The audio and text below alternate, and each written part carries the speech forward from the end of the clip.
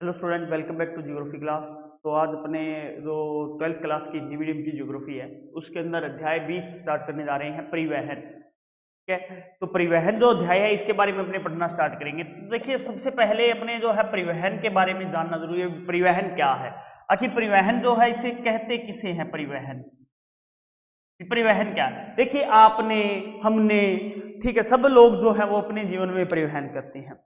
तो परिवहन से जो आशय होता है या परिवहन का जो अर्थ होता है वो होता है यात्रियों व वस्तुओं को, यानी यात्रियों क्या होंगे? पैसेंजर, यात्रियों व गुड्स जो होती हैं, वस्तुओं को एक स्थान से दूसरे स्थान पर पहुंचाना जो है वो परिवहन होता है। भी यहाँ पे क्या होंगे? यात्री हैं, जैसे आप हैं, हम हैं, यात्री हैं। और ये जो यात्री हैं, इन यात्रियों को या कुछ जो वस्तुएं हैं, उन वस्तुओं को एक स्थान से दूसरे स्थान पर पहुंचाने वाली जो क्रिया होती है, उस क्रिया को अपने परिवहन के नाम से जाना जाता है। मतलब ये जो क्रिया है वो होती है। अब परिवहन जो साधन है वो कोई भी जो देश होता है ना, उस देश के उद्योग के लिए या उसके अंदर जो कृषि विकास हो रहा है, उस कृषि विकास के लिए अपनी महत्वपूर्ण भूमिका निभाते हैं। अपनी महत्वपूर्ण भूमिका है। जैसे अपने देखा होगा अपने शरीर के अंदर जो रक्त वाहिकाएं होती हैं वो अपने कार्य करती है। वही महत्व जो होता है वो किसी भी राष्ट्र के लिए अपने परिवहन का होता है। जैसे अपने रक्त वाहिनियां अपने सारे शरीर के अंदर रक्त का संचार करती है, वैसे ही परिवहन जो है वो सारे देश के अंदर वस्तुओं का आदान प्रदान करने में सहायक होता है। तो इसलिए जो है इसका बहुत ज्यादा महत्व रहता है परिवहन का। अब परिवहन जो है ये देखिए क्या है, किसी भी देश का जो परिवहन है उस परिवहन की जो सघनता है या उसकी जो आधुनिकता होती है, वो आधुनिकता वहां के जो आर्थिक विकास है उस आर्थिक विकास का संकेत होती है। तो उसका आर्थिक विकास जो है वो कैसे होगा या किस प्रकार से होगा, तो वो परिवहन तंत्र की संरचना के ऊपर ही निर्भर करता है। और परिवहन तंत्र जो है वो ऐसे ही चलता है। अब देखिए, परिवहन तंत्र जो है, इस परिवहन तंत्र का जो विकास होगा वो विकास किसी भी देश की अर्थव्यवस्था को मजबूत करेगा। उसका जो सामाजिक है या अन्य विविधताएं जो पाई जाती हैं वो उन विविधताओं के आधार पर जो है वो उस परिवहन तंत्र को मजबूती प्रदान करेगा और उस परिवहन को आगे लेकर जाएगा। अब परिवहन तंत्र जो है इसके विकास को प्रभावित करने वाले कारक होते हैं। परिवहन तंत्र के विकास को प्रभावित करने वाले कारक, परिवहन जो तंत्र है इस परिवहन तंत्र के विकास को प्रभावित करने वाले कारक कौन से हैं? तो देखिए, कोई भी जो देश है उस देश के अंदर जो परिवहन होता है ना, उस परिवहन तंत्र के विकास को प्रभावित करने वाले कुछ ना कुछ कारक जरूर होते हैं जो उसको प्रभावित करते हैं। अब परिवहन तंत्र के विकास के प्रभावित करने वाले कारक अगर अपने भारत में देखें तो भौतिक कारक जैसे पहला आता है इसमें, भौतिक कारक। अब भौतिक कारक है ये भी महत्वपूर्ण है। कैसे है? देखिए, 50% से अधिक जो रेल मार्ग हैं वो उत्तर भारत में मिलते हैं। और अगर कच्ची सड़क की बात करें तो कच्ची सड़क जो है वो सर्वाधिक मैदानी भाग में मिलती है, और जबकि पक्की सड़कें जो है वो पठारी क्षेत्र में मिलती है। अब भौतिक कारक के अंदर जैसे रेल मार्ग की बात की गई, 50% अपने जो रेल मार्ग है वो अपने उत्तर भारत में है। क्यों है? क्योंकि देखिए यहाँ समतल भाग है और समतल भाग के अंदर रेलवे लाइन बिछाना आसान होता है। इसके मुकाबले आप अगर पहाड़ी क्षेत्र में लगाओगे, प्रायद्वीपीय भारत में रेलवे लाइन लगाओगे तो वहां पे खर्चा ज्यादा आएगा। प्रायद्वीपीय भारत जो है उनके अंदर पक्की सड़कों का निर्माण करना आसान होता है क्योंकि पत्थर वगैरह उनको आसानी से प्राप्त हो जाते हैं वहां। और मैदानी भाग में ही अगर पक्की सड़क करने होगा तो उसके ऊपर खर्च ज्यादा आता है, और यहाँ पर मैदानी भाग में कच्चे रास्ते ज्यादा मिलते हैं।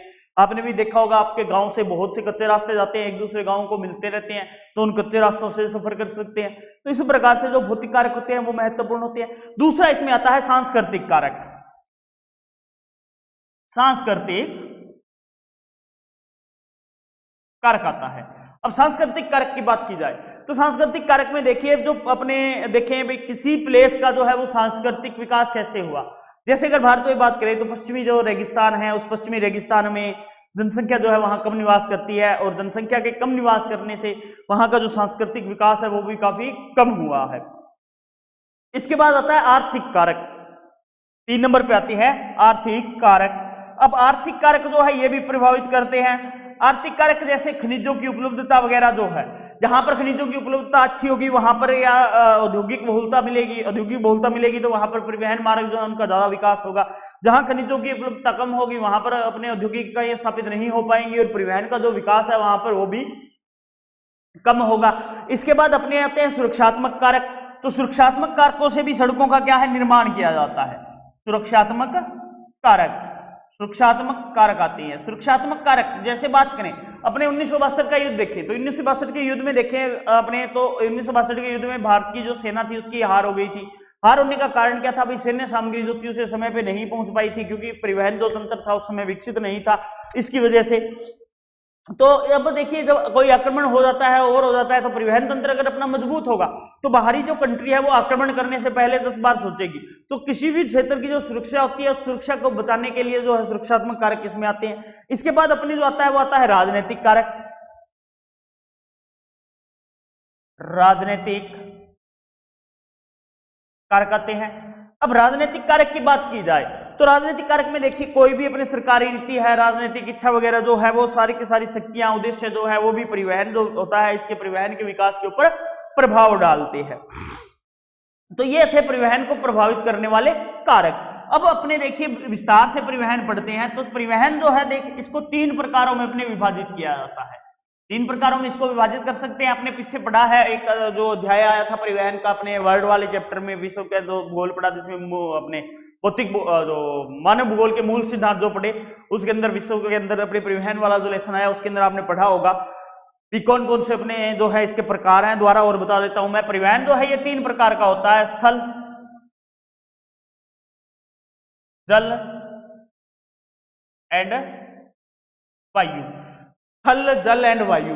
अब स्थल के अंदर देखिए अपने कौन कौन से आते हैं, सड़क,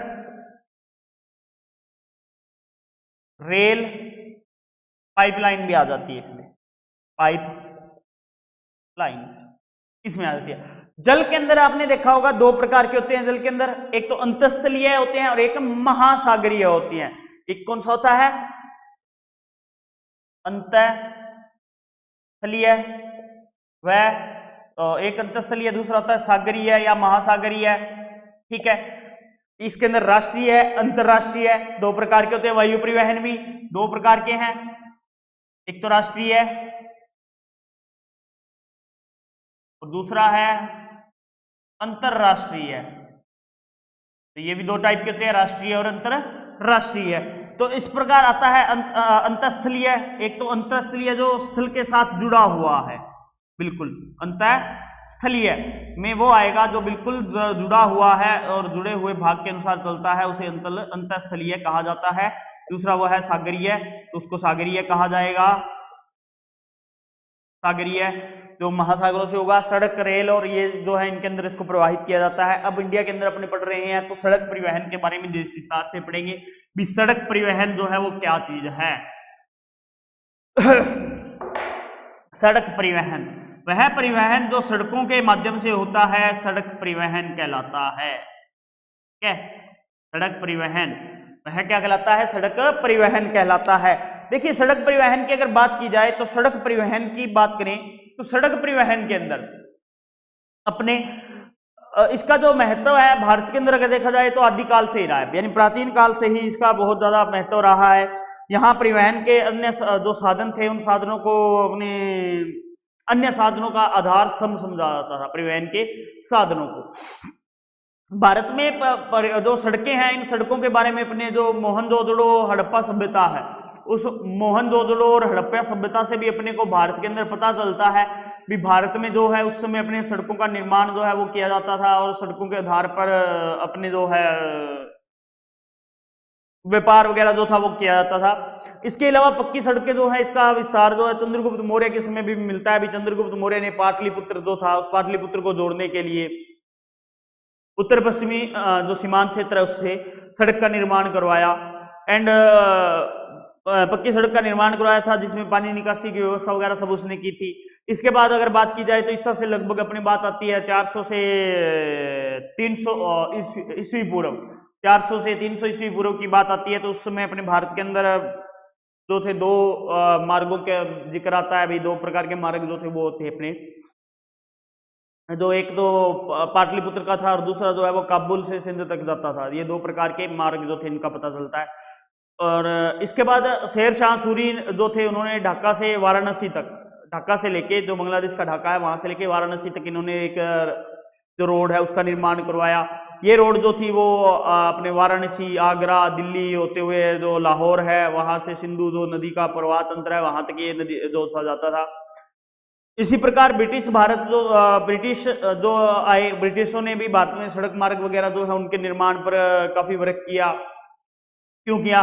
क्योंकि देखिए वो करवाने लग गए, लेकिन उन्होंने सबसे ज्यादा जो ध्यान दिया वो ध्यान दिया रेलवे परिवहन के ऊपर। ज्यादा जो ध्यान दिया गया वो दिया गया उनके द्वारा रेलवे परिवहन के ऊपर। और सड़क परिवहन पे ध्यान तो दिया, लेकिन रेलवे परिवहन का ज्यादा विकास हुआ ब्रिटिश काल के अंतर्गत। लगभग रेलवे लाइन थी वो सारे भारत में बिछा दी गई थी। तो इसके बाद अगर बात की जाए तो स्वतंत्रता मिल गई अपने को। स्वतंत्रता मिलने के बाद में फिर इसका अपने विकास होना स्टार्ट हो गया और विकास होकर अपने वर्तमान समय में आ गए। वर्तमान समय में अगर बात की जाए 2015 के अंदर अगर देखा जाए तो जो अपने कुल सड़कें हैं, सड़कें जो हैं उस सड़कों की कुल लंबाई जो मिलती है अपने 2015 के अकॉर्डिंग, तो 2015 के अनुसार कुल जो लंबाई मिल रही है वो कुल लंबाई 48.85 लाख वर्ग किलोमीटर की जो लंबाई है वो अपने को मिल रही है। और देश का जो कुल परिवहन है उस कुल परिवहन का 80% जो है वो सड़क परिवहन से हो रहा है। ये तो सड़क परिवहन के कुछ परिचय था। अब सड़क परिवहन का आता है महत्व। इसका महत्व क्या है? महत्व आता है, इसका जो महत्व है वो महत्व क्या है सड़क परिवहन का? तो देखिए, एक तो सड़क परिवहन जो है वो आसानी से किसी के घर पे पहुंच सकता है, मीन्स उपभोक्ता तक पहुंच होती है, उपभोक्ता के घर तक पहुंच आसानी से। ठीक है, सड़क परिवहन का महत्व ये था, एक तो उपभोक्ता के तक पहुंच हो जाती है, उपभोक्ता का जो घर है उस घर तक पहुंच हो जाती है। दूसरी इसकी विशेषता जो आती है वो ये आती है व्यापकता। यानी व्यापकता क्या है? उबड़ खाबड़, मरुस्थली, चाहे कैसा भी धरातल हो उस धरातल के ऊपर इसका निर्माण किया जा सकता है। कृषि में सहायक, जो कृषि विकास है उसके अंदर काफी सहायक होता है ये। लचीलापन, कहीं भी रोक कर सवारी है, सामान है, उसको अपने उतार सकते हैं। जैसे देखा होगा कई ढाणियां होती हैं रोडों के ऊपर, तो वो ढाणियों के लोग उन ढाणियों के पास में ये बसें वगैरह जो है उनको रुका लेते हैं, वहीं पर उतर जाते हैं, वहीं पर अपना सामान जो है वो लद लेते हैं। तो कहीं पर भी रुक सकते हैं, कहीं पे भी हो सकता है। शीघ्र खराब होने वाली जो वस्तुएं हैं उनका परिवहन, यानी जैसे दूध है, सब्जी है, फल है, ठीक है, आदि जो चीजें हैं इन चीजों का आसानी से परिवहन किया जा सकता है। तो आसानी से ये चीजें पहुंचाई जा सकती है। सड़क निर्माण और मरम्मत का जो खर्च है वो अन्य परिवहन जो है उसकी अपेक्षा कम पड़ता है, अन्य परिवहन की अपेक्षा। कम दूरी के लिए आदर्श परिवहन माना जाता है ये। युद्ध व अकाल जो है या प्राकृतिक जो विपदा आती है उस समय सड़क परिवहन जो है वो सड़क मार्ग से सदैव ही कार्य करते रहते हैं। एंड ग्रामीण भारत के समुचित विकास में जो हेतु सर्वप्रिय साधन ये माना जाता है सड़क परिवहन अपना, ठीक है। एंड लघु से बृहत उद्योग जो है उसके विकास में भी सड़क परिवहन जो है इसका महत्व रहता है। आगे आता है भारतीय सड़कों के प्रकार। ये तो आ गया महत्व। आगे है भारतीय सड़कों के प्रकार। तो भारत के अंदर जो सड़कें प्रयोग की जाती हैं, भारतीय सड़कों के प्रकार, तो देखिए जो सड़कें प्रयोग की जाती है भारत के अंदर परिवहन के लिए, उन परिवहन के जो मार्ग हैं, सड़क मार्ग जो है उनका उपयोग और महत्व की दृष्टि से इनको अपने 5 भागों में भारत में विभाजित किया जाता है। 5 मार्ग कौन कौन से हैं इसमें देखिए, एक तो आ जाता है राष्ट्रीय राजमार्ग, राष्ट्रीय राजमार्ग आ जाता है, ठीक है। सेकंड जो इसमें है वो आता है अपने राज्य राजमार्ग। सेकंड जो है अपने इसमें ऐड होता है राज्य, सेकंड जो है वो आता है राज्य राजमार्ग, ठीक है। सेकंड जो ऐड किया जाता है इसमें राज्य राजमार्ग है। 5वां तीसरा जो है वो आता है सड़क जिला सड़क आता है, जिला सड़कें जो है। उनको जिला सड़कें हैं। इसके बाद अपने आ जाती है ग्रामीण सड़कें, सीमावर्ती सड़कें, ग्रामीण सड़कें आ जाती है, जिला सड़कें जो है इसमें आ जाती हैं, ये इसको ऐड किया जाता है। ठीक है, ग्रामीण सड़कों में, जिला सड़कों में, राज्य राजमार्ग में, तो इस प्रकार से इसको जो है 5 भागों के अंदर अपने सॉरी ग्रामीण सड़कें हो गई, जिला सड़कें हो गई, सीमावर्ती सड़कें आएंगी यहाँ, सीमावर्ती सड़कें। तो इन 5 सड़कों के अंदर जो है इसको विभाजित किया जाता है, भारत का जो परिवहन तंत्र है इसको। तो ये 5 के अंदर जब विभाजित किया जाता है तो इसकी अगर बात करें अपने, तो देखिए जो अपना परिवहन तंत्र जो है, इस परिवहन तंत्र की बात हो रही है, तो इसको राष्ट्रीय राजमार्ग में बांट दिया। या राष्ट्रीय राजमार्ग कौन सा होगा? वह राजमार्ग जो क्या करता है, एक देश की एक सड़क को दूसरी सड़क से जोड़ता है, यानी राज्य का निर्माण करता है। राजमार्ग जो है वो देश के निर्माण में सहायक होता है, ये राजमार्ग जो है। ठीक है, तो देश के निर्माण में ये सहायक होंगे, देश का विकास जो है वो इनमें से होगा। और इनका जो रखरखाव होता है, राष्ट्रीय राजमार्ग की बात कर रहे हैं अपने, तो राष्ट्रीय राजमार्ग जो है इनका जो रखरखाव है वो केंद्र सरकार के नियंत्रण में होता है, केंद्र सरकार इनका नियंत्रण करती है। 1900 अगर अपने 50-51 में देखें तो जो ये इनकी जो लंबाई थी राष्ट्रीय राजमार्गों की वो 19,700 किलोमीटर के लगभग थी, यानी 19,700 के लगभग जो है इनकी लंबाई मिलती है 1950-51 में। और अब जो बढ़कर इनकी अपने लंबाई जो हो चुकी है वो अपने हो चुकी है 1,475 किलोमीटर, 1,475 किलोमीटर जो है इनकी अब लंबाई हो चुकी है राष्ट्रीय राजमार्ग की। राष्ट्रीय राजमार्गों की जो कुल लंबाई है, उस कुल लंबाई की अगर बात करें तो देश की जो कुल सड़कें हैं उन कुल सड़कों की लंबाई का 1.7% मिलता है। एंड जो सड़कें हैं ये राष्ट्रीय राजमार्ग की सड़कें, ये यातायात का 40% भाग जो है उसका ये परिवहन करती है। तो 40% जो भाग है उस 40% भाग का परिवहन जो है वो इनसे अपने होता है, जो अपने राष्ट्रीय राजमार्ग जो आते हैं इनसे, राष्ट्रीय राजमार्गों से इसका परिवहन जो है वो होता हुआ चलता रहता है, और परिवहन का जो आगे विकास होता है वो आगे होता है। अब देखिए अपने जो राष्ट्रीय राजमार्ग है इनका विकास करने के लिए एक स्वर्णिम चतुर्भुज योजना बनाई गई, स्वर्णिम चतुर्भुज परियोजना, स्वर्णिम चतुर्भुज परियोजना जो है, इस परियोजना का निर्माण किया गया, स्वर्णिम चतुर्भुज परियोजना का। अब स्वर्णिम चतुर्भुज परियोजना क्या थी? इसके अंदर देखिए परियोजना ये थी भी जो पूर्व प्रधानमंत्री अपने जो थे लेट जो स्वर्गीय हो चुके हैं अटल बिहारी वाजपेयी जी, उनकी ये एक महत्वाकांक्षी योजना थी। उनका ये मानना था भी देश के अंदर एक ऐसा राजमार्ग बनाना चाहिए जो 4 या 6 लेन का राजमार्ग जो है, राष्ट्रीय राजमार्ग जो है उसका निर्माण करे, जिसमें अपने देश के जो 4 महानगर हैं जैसे दिल्ली, मुंबई, चेन्नई, कलकत्ता, तो उन चारों महानगरों को जोड़ दिया जाए एक ही पथ के द्वारा। तो वो स्वर्णिम चतुर्भुज परियोजना जो थी वो ये अपने आती है, जिनमें अपने महानगरों के बीच की जो दूरी है वो कम हो जाएगी, समय उनमें कम लगेगा, यातायात की जो लागत है वो बहुत काफी कम हो जाएगी, तो उसके लिए ये निर्माण किया गया था। और इसके बाद एक आता है बुलेट ऑपरेट एंड ट्रांसफर, यानी ये जो है सड़क मार्गों के ऊपर भारी दबाव जो होता है या सड़कों के विकास जो होता है उसको अपने करने के लिए जो बजट का आवंटन किया जाता है वो बोर्ड को किया जाता है, यानी बुलेट ऑपरेट एंड ट्रांसफर जो अपने विभाग है इसको। इसके बाद अपने सेकंड जो आता है वो आता है राज्य मार्ग, राज्य मार्ग आता है। राज्य मार्ग के अंदर देखिए क्या होता है, इन सड़कों का जो निर्माण है या रखरखाव का जो कार्य है वो राज्य सरकार के आधार पे होता है। ये राजधानी जो होती है, राज्यों की राजधानी होती है, उन राज्यों की राजधानी को मुख्य जो जिला मुख्यालय होते हैं उन जिला मुख्यालयों से जोड़ते हैं। इनकी जो अपनी बात करें अभी देश की कुल सड़कों की अगर इनकी लंबाई देखी जाए तो 4% जो है इनकी लंबाई पाई जाती है। इसके बाद आती है जिला सड़क मार्ग। जिला सड़क मार्ग जो है इसकी बात करें या जिला सड़क की बात करें भी, जिला सड़क मार्ग जो है ये क्या करते हैं, जो जिला सड़क मार्ग है ये जिला मुख्यालय से जिले के जो अन्य अपने स्थान जो होते हैं उन स्थानों को मिलाती है, जैसे तहसीलें वगैरह जो है उनको। और कुल लंबाई जो इनकी पाई जाती है लगभग 4.7 लाख किलोमीटर इनकी लंबाई पाई जाती है।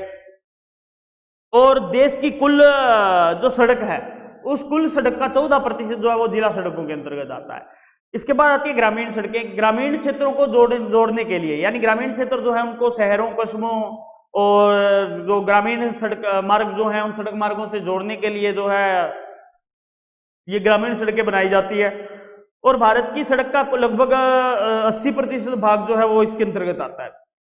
इसके बाद आती है सीमावर्ती सड़क। सीमावर्ती सड़क जो है देखिए ये सीमा का जो इलाका है उनमें बनाई जाती है सुरक्षात्मक दृष्टि के लिए, मुख्य रूप से जो है अपने जो सेना है उस सेना को सामान वगैरह जो है सैन्य सामग्री जो है उसको पहुंचाने के लिए बनाई जाती है। तो सीमा सड़क जो अपने सीमावर्ती जो सड़कें हैं इनका जो अपने निर्माण करते हैं या इसका जो रख रखाव करता है वो करता है सीमा सड़क संगठन।